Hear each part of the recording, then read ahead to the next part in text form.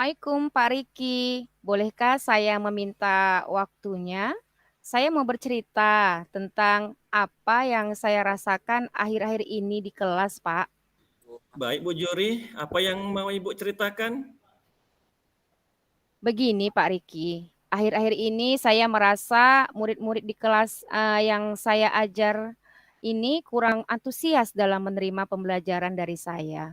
Selain itu, jumlah murid-murid yang hadir di dalam kelas saya semakin menurun kehadirannya. Jadi menurut Bu Juri, apa yang Ibu harapkan dari obrolan kita hari ini Bu?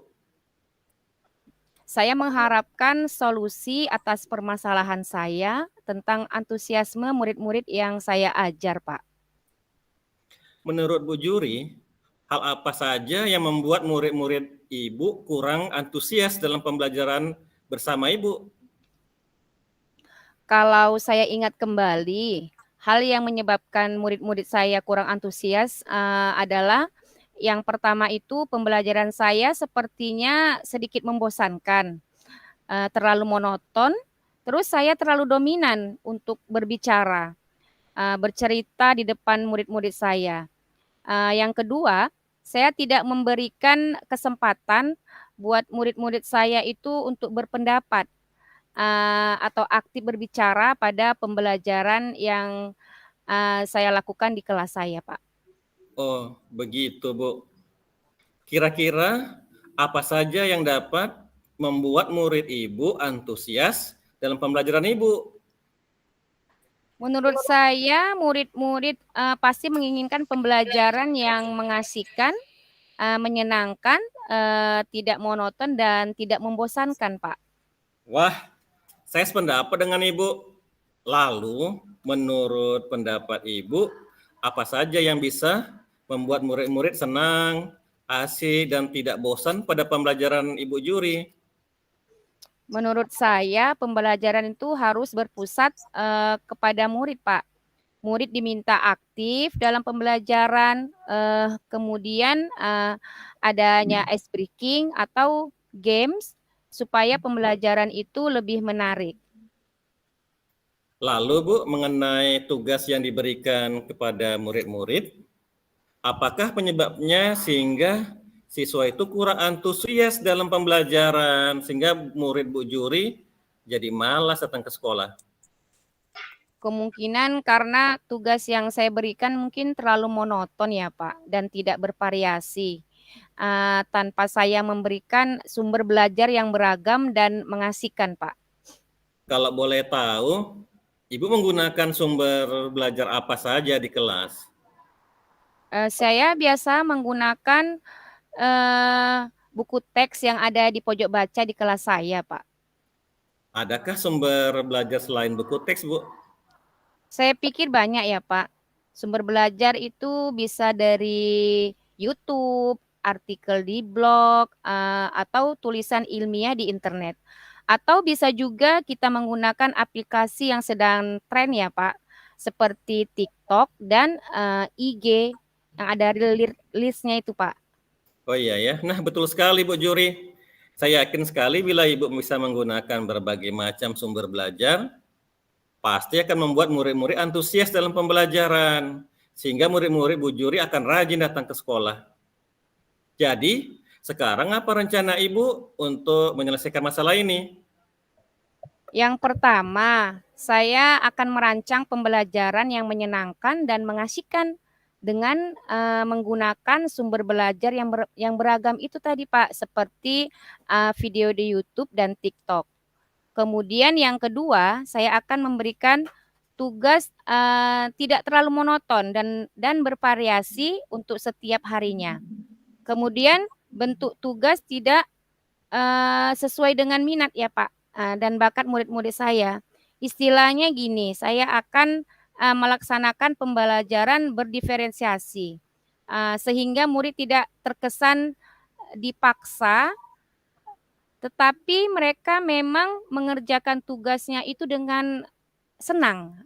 Misalnya mengerjakan tugas dengan bermain yang bermakna, Pak. bagus sekali rencana Ibu. Mudah-mudahan berhasil ya Bu Juri. Apa komitmen Bu Juri terhadap rencana Ibu ini? Saya berkomitmen untuk selalu membuat rencana pembelajaran yang menyenangkan dan mengasihkan, menggunakan banyak sumber belajar untuk mengeksplor materi, sehingga murid-murid saya dapat menjalankan sesuai dengan kurikulum Merdeka Belajar, Pak. Dan saya akan membuat murid-murid saya dalam kegiatan eksplorasi materi, Pak, tanpa ada unsur paksaan.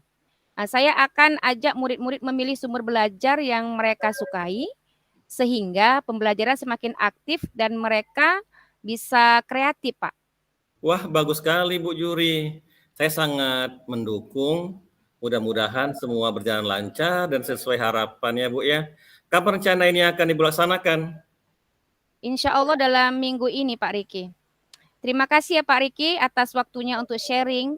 Mudah-mudahan kita semua bisa menjadi guru yang selalu dirindukan oleh murid-murid kita ya Pak. Amin ya Robbal Amin. Alamin. Ya Rabbal Alamin. Assalamualaikum Bu Juri. Ibu sibuk enggak sekarang? Ada yang saya ingin tanyakan, saya bicarakan lah. Waalaikumsalam Pak Riki. Saya kebetulan sedang tidak sibuk. Ada apa Pak? Saya lihat sepertinya Bapak agak bingung hari ini. Kurang bersemangat seperti biasanya. Bagaimana Pak Riki? Apakah ada yang bisa saya bantu? Iya Bu, maaf ya, saya mengganggu waktu Ibu Juri jadinya nih. Tidak apa-apa Pak. Begini Bu, saya mau curhat tentang masalah saya. Apakah Ibu Juri berkenan mendengarkan masalah saya? Dengan senang hati Pak Riki. Sebenarnya kan Bu, saya harap melalui sharing ini bisa mengurangi kegelisahan saya. Dan saya juga ingin mendapatkan solusi dari permasalahan yang saya hadapi. Masalahnya apa Pak Riki? Coba Bapak ceritakan apa yang sedang Bapak rasakan dan Bapak alami. Mungkin saya bisa membantu. Begini Bu, di kelas saya ada siswa yang bernama Khairul Lubis. Jarang sekali masuk sekolah dengan berbagai alasan. Apa yang sudah Bapak lakukan terhadap siswa yang jarang masuk sekolah tersebut, Pak? Iya, saya sudah memanggil siswa tersebut ke kantor guru. Ya, restitusi terhadap siswa tersebut. Setelah dilaksanakan restitusi, awalnya siswa tersebut terlihat mulai rajin, Bu, dan bersemangat untuk hadir ke sekolah. Tapi tidak berlangsung lama, hanya sesaat saja. Dan siswa tersebut kembali jarang masuk sekolah. Begitu seterusnya, Bu. Oh, begitu. Setelah dilakukan restitusi, boleh tahu apa yang mendasari siswa tersebut jarang masuk sekolah? Bisakah Pak Riki ceritakan? Siswa tersebut belum mengatakan secara langsung dan belum berterus terang cerita yang sejujurnya kepada saya untuk alasan yang kuat mengapa tidak masuk sekolah. Sepertinya kan Bu, ada yang ditutup-tutupi. Namun saya mempunyai informasi dari kawan-kawan sekelasnya bahwa siswa tersebut jarang masuk sekolah dikarenakan bekerja mencuci kendaraan roda 2 atau dorsmer di dekat rumahnya gitu, Bu. Kemungkinan siswa tersebut sudah nyaman dengan kegiatan itu, makanya tidak hadir ke sekolah. Sudah berapa kali Bapak melakukan segitiga restitusi terhadap siswa tersebut? Baru 1 kali saja, Bu Juri. Kira-kira nih ya, menurut Pak Riki, situasi ideal apa yang Bapak inginkan untuk siswa tersebut? Saya ingin siswa saya rajin masuk sekolah, Bu, seperti teman-teman yang lainnya. Iya. Belajar dengan sungguh-sungguh agar siswa saya itu bisa meraih cita-cita yang diinginkannya dan berkarakter profil pelajar Pancasila, Bu. Baik, Pak. Sejauh pengalaman Bapak mengenal siswa tersebut, kira-kira hal apakah yang paling penting harus Bapak lakukan untuk siswa tersebut, Pak? Sejauh ini saya belum melibatkan orang tua dan guru lain dalam melakukan segitiga restitusi. terhadap siswa tersebut, Bu. Kemudian, saya berencana akan melibatkan orang tua dan guru lainnya untuk membantu saya dalam menyelesaikan permasalahan terhadap siswa yang jarang masuk sekolah, sehingga ada perubahan dalam dirinya untuk bisa hadir ke sekolah setiap harinya, Bu. Ide bagus itu Pak Riki, saya sangat setuju dengan ide tersebut. Lalu menurut Bapak, apakah hal itu sudah baik menurut Pak Riki? Saya rasa itu hal yang paling tepat dan mudah dilaksanakan, Bu Juri. Kira-kira kapan Pak Riki akan melaksanakan segitiga restitusi yang selanjutnya? Saya rasa secepatnya lah Bu Juri, akan saya jadwalkan pada hari Rabu tanggal 30 Agustus 2023 pukul 9 WIB, supaya siswa tersebut sadar akan pentingnya sekolah untuk masa depannya dan meraih cita-cita yang diinginkannya. Baik Pak Riki, mari kita sama-sama melakukan segitiga restitusi melibatkan orang tua dan guru lain untuk menyelesaikan masalah anak tersebut. Iya, terima kasih banyak untuk waktunya ya Bu Juri. Iya, sama-sama Pak. Semoga restitusi yang sekarang berhasil ya Pak. Iya, mudah-mudahan ya Bu. Terima kasih. Assalamualaikum Bu Juri. Waalaikumsalam Pak Riki. Oke, baiklah Bapak Rizky Rizal dan Ibu Juriatik. Jadi dari penilaian saya sebagai observer, yaitu unsur dari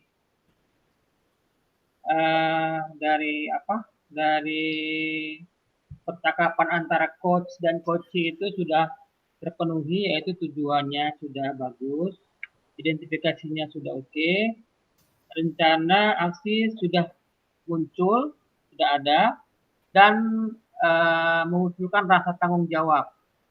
Nah, itu yang saya lihat secara nyata, Pak ya.